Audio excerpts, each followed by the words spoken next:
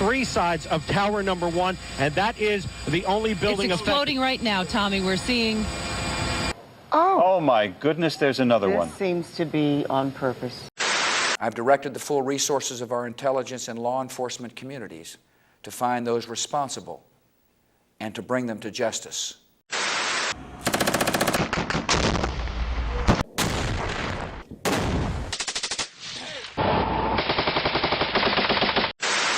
Starting next month, we will be able to remove 10,000 of our troops from Afghanistan by the end of this year.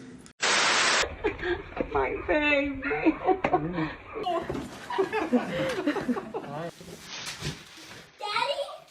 Hi! Dad!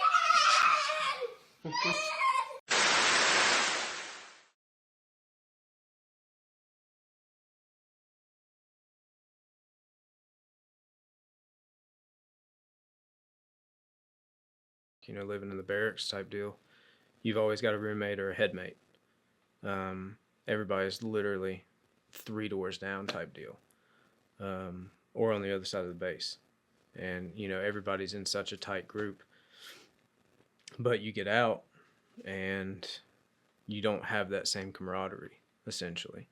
You go from military to veteran, and you don't really understand what that means.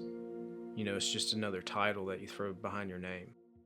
What's helped me the most, talking to the other veterans in my life and not drinking. Drinking suicide is very high for different branches, but I would say the main reason is to do with the cultural shift, because a lot of time these veterans will get stuck in a mindset of like, it's okay to do this every week or whatever, sometimes every day. Drinking is because it's a way to escape. Like when people drink, it's like, oh well, let me remember how I was in old times, or their depression gets the best out of them, or they're always constantly remembering their fallen brothers or sisters. I used to drink to help me sleep, but some people take it too far, and that's when veterans get alcoholism and suicidal ideations.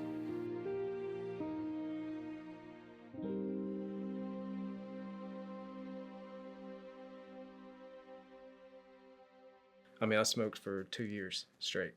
It was my self-medication. Stop nightmares wasn't, I mean, I was having them every single night. Because I get by making jokes to help me feel better, whether it's suicide jokes or really any joke that comes to mind. How many jokes have you heard about like shooting kids? How many? Because that's a reality of the job, right? It's like, oh, what if like you're in country and then some child picks up like an AK? That's part of the job. It's not about, oh, I'm taking the life of this kid. It's, I'm saving the life of the dude next to me who has to go back home to his kid. That's the way you're thinking about it. And there were times where I was like, why am I here? Like, I would be like contemplating on like, you know, taking my life. It's like, why am I fucking here? A lot of us deal with suicidal ideations, suicidal attempts, suicide. I mean, this, at one point in your life, you know, you wonder how could somebody do that?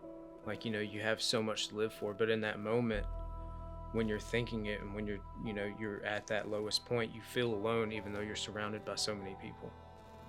And I mean, I'm one of those people. Like, I mean, I've got a huge friend group that supports me just because I've been there for them in that moment. For me, it's like I feel so alone that I can't, like, I don't want to burden my friends with what I'm going through. Well, for the families, I would be like, don't leave them alone, but don't nag them either.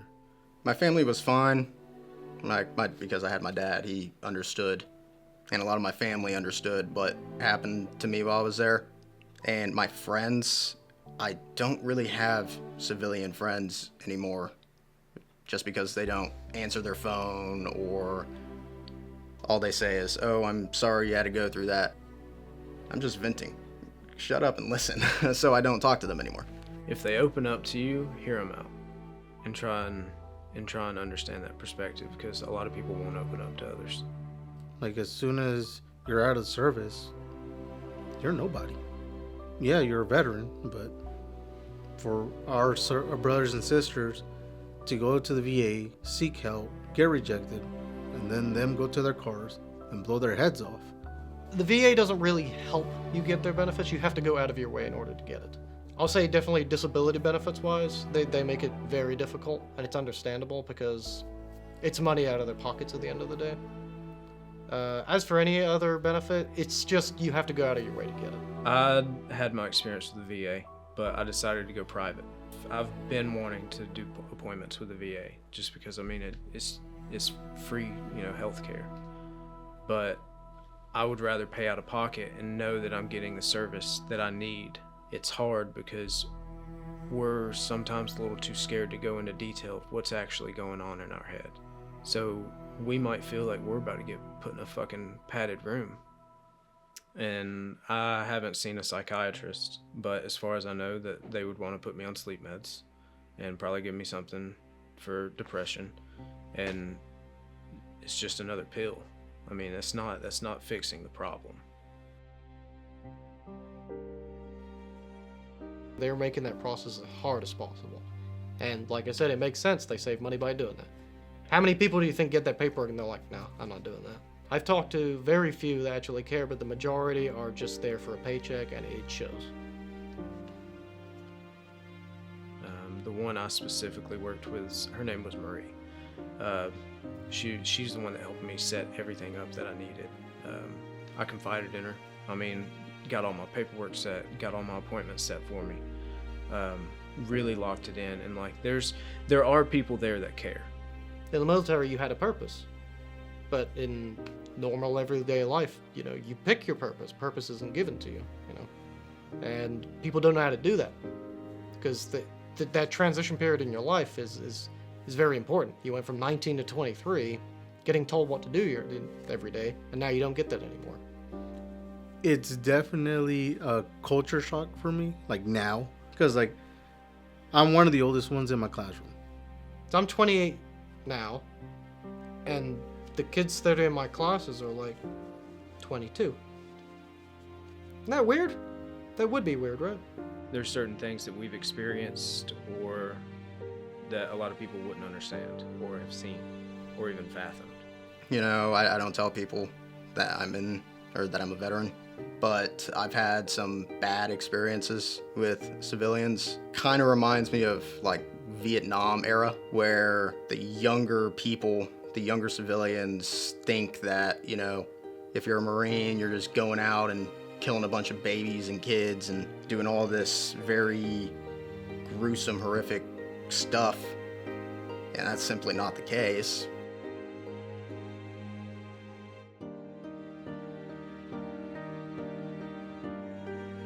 So if you're gonna go to school, then see if that school's got veterans groups, because a lot of them do. VFWs, it's hard because a lot of people move too. They just go to these new areas. See what hobbies you can finally do. Like, do something with your time that's productive, not just, I'm gonna drink every night, just like I did in the military service. That has no benefit. I noticed that helped me a lot, just to do the things that I've always wanted to do, but I never had the time to do, because when you get out and you're not challenged, you're stagnant. But once you do find that challenge, that goal to work towards, I've noticed that it helps with the transition significantly.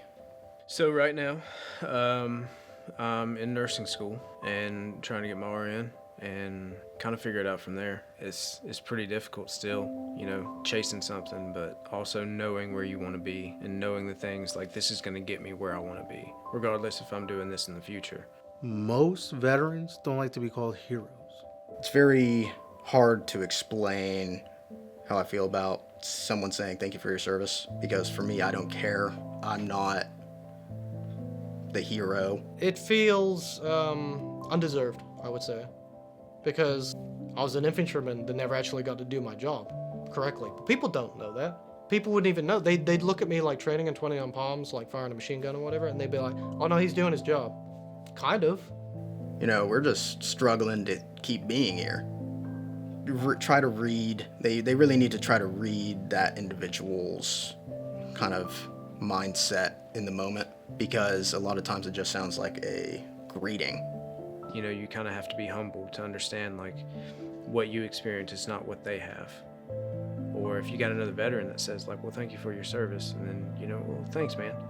I don't need to lose the camaraderie that I gained from the Marine Corps, because the other veterans can also give me that. Because they embed to us like, hey, you're Marines, help each other. And then the vast majority of the people do take that into consideration. Like, hey, man, you're a Marine, you're struggling. If I know the answer to your problem, I'm just going to tell it to you. Be kind to everyone you interact. You don't know their life, because you may never know. That person can end up being your best friend.